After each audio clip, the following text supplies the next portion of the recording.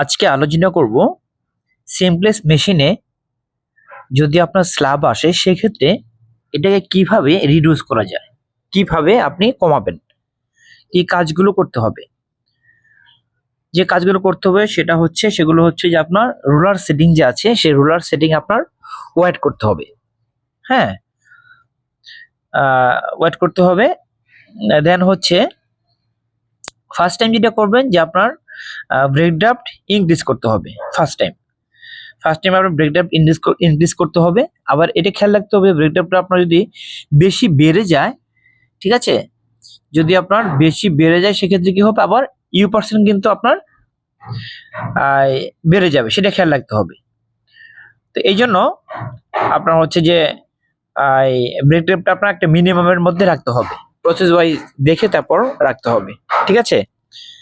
তো এরপর যেটা বললাম রোলার সেটিং ওয়েট করবেন। দেন হচ্ছে যে সেকেন্ড টাইম হচ্ছে স্পেসার যে আছে সেই স্পেসার আপনার ওয়েট করতে হবে।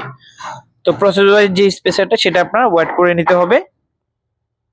তো থার্ড টাইম হচ্ছে আপনার ড্রাফটিং প্রেসার বাড়াতে হবে। তো ধরুন আপনি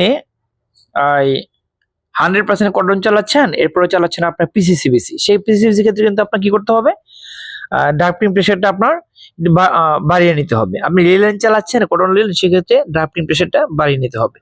আপনি ধরেন 12, 15, 18 আছে, ঠিক আছে, তো এর মধ্যে আপনি একটু বাড়িয়ে নিলেন।